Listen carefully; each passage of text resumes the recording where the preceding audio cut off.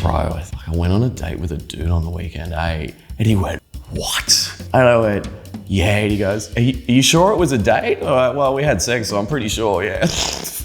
I mean, that's true in my relationships. I like butch babes, but most of my friends are femme for femme. Expectation that you're gonna be a straight kid, you're gonna marry a girl, you're gonna have kids. It's not a choice. The decision is coming out.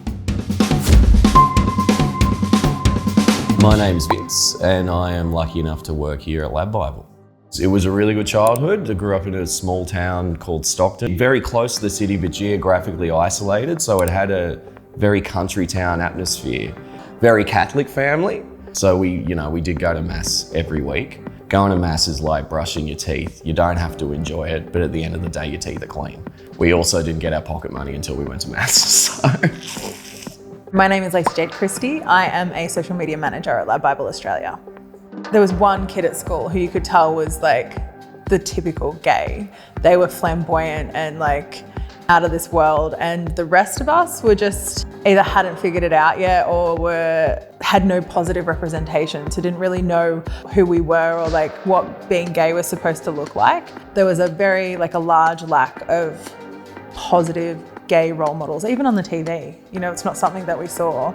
I'm Costa. I work at LADbible Australia, and I'm one of the social leads here, Greek Australian, second generation. So we have a very large family on both sides, on my mum and my dad's side.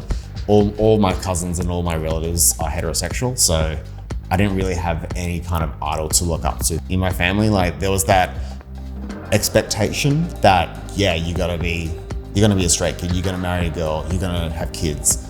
But I always thought, nah, that wasn't me. There was a sense in me that there was something different. But I was going to hell, So I made the horrible mistake of going to confession about it. And the priest was lovely about it. He was like, oh, well, it's not really a sin. I said, oh, okay. He goes, that's fine. I was like, do I need to say any Hail Marys or anything? He goes, I guess so. You can go say one. I'm like, okay, yeah, cool. And he leaned around the curtain and looked at me, and I was horrified by that, absolutely horrified. So I first realized that I might be interested in women at my 13th birthday party. As you do, everyone's doing each other's hair and stuff. And there was this girl, and she was just this magnanimous human. She's totally not the type of person that I would date now, but at the time, she was just beautiful and so confident and so free. And I was just drawn to her. And I was like, oh, this isn't how I feel about my friends, And I just kind of pushed that to the side, because it was 3 years later, when I was 16, that I actually told the first person that I thought I was gay. The funny thing is about my mum and that all being shocked, I was like, well, my favorite fucking movies were Sound of Music and Moulin Rouge. What did you, come on. Anyway, my parents were away, and I said to my two best mates, you gotta come on over, I've gotta show you Moulin Rouge, I have VHS of it. For some reason, the risk of showing them this didn't occur to me before showing them that. They came over and we chucked it on. Get through the movie, just crickets. And I sort of turned and gone, what'd you think? And my mates leant back and go, yeah, it was a bit how you going. And my other mates gone, it was a little bit how you going.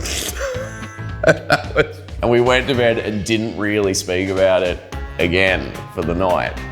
So he used to pick me up after school once a week, and we'd go for a run together. I opened the car door when he's pulled up to pick me up, and he's just got this eyebrow raised and holds up a still unwrapped DVD copy of Moulin Rouge. He goes, I fucking loved it! I think she had a feeling when she dressed me up as Mrs. Claus for the year 1, year 2 high school performance. So I literally had a wig, dress, stockings on with kitten heels as well. And part of my process with that was oh, this is fun. I'm dressing up as Mrs. Claus. But I think deep down, Mum knew. Probably the greatest thing that could happen to me was I got a job in Sydney.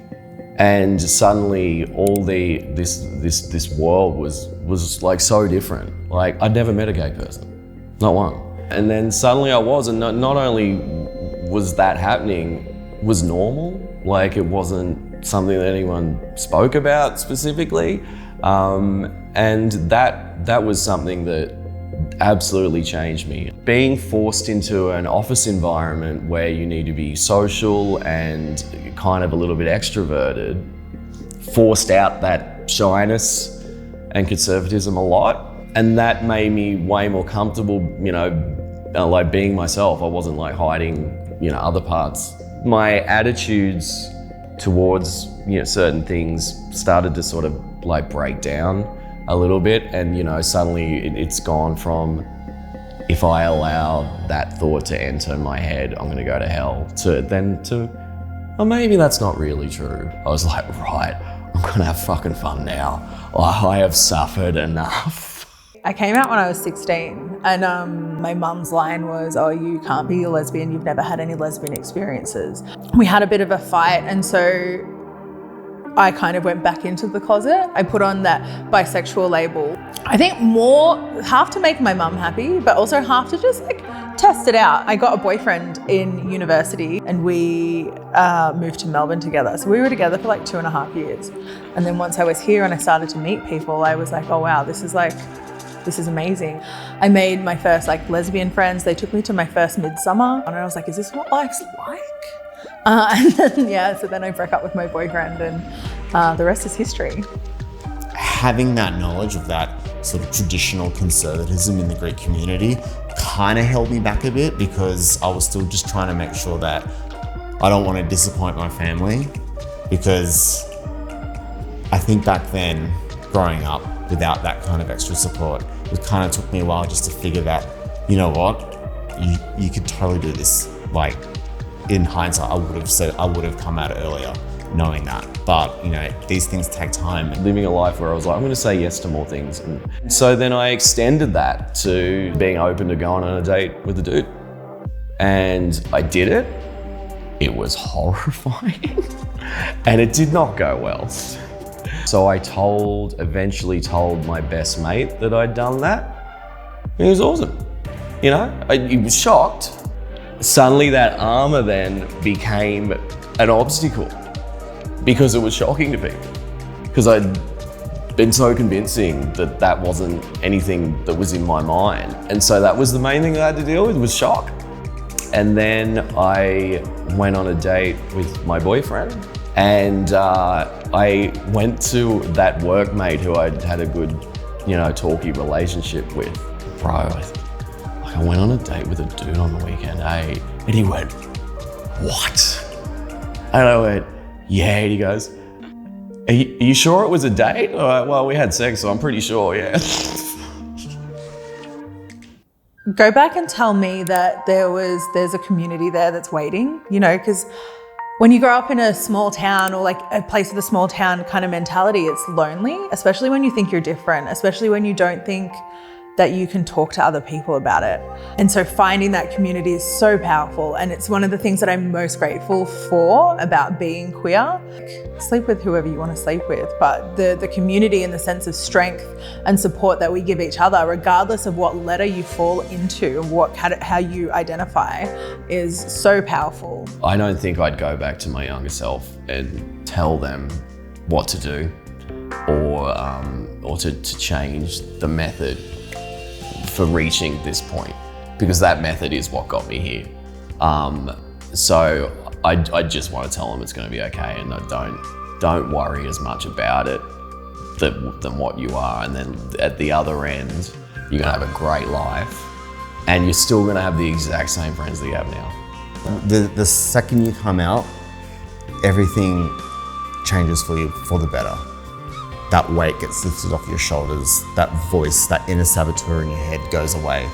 But you do it in a time that you think is ready for you. My mum, when I got my first proper girlfriend at 24, I called my mum to tell her that I had a girlfriend, and I was like really smitten, and my mum was like, oh, me too. So this is the plot twist. My mum doesn't believe in labels. She thinks she's too cool. Anyway, one night midweek, had a couple of too many to drink, and my dad rang me, and I just thought, oh, fuck it, I'm going for it, whatever. And he, just the other end of the line, was like, oh, right, yeah, okay, oh, right. oh, I didn't see that coming. Yeah, look, yeah, sorry. He goes, yeah, that's all right, mate. Yeah, maybe don't tell your mum right now, not right now. Yeah, I wasn't planning to. The thing about my family is we're very mood dependent people. And my mum was having a great weekend. So when I told her, she was like, oh, okay, that's all right. Oh, really? Yeah, that's fine. Anyway, right on cue, my mate swallowed over thinking it was going to be this big emotional moment. And he's crying. And he's gone, oh, Joe, puts his arm around my mum. How beautiful is this? And my mum's turned to her, he's gone, are you right, James? He's like, oh, I'm sorry. It's not a choice. You know, like, I wouldn't choose to be straight if I had the choice, but I definitely wouldn't have chosen a life where I felt like I was in danger, or that there was something wrong with me for most of my life. I would say that the decision is coming out. You don't have to come out. A lot of people choose not to for whatever reasons, which are completely valid. But I mean, the science is there, it's in your DNA.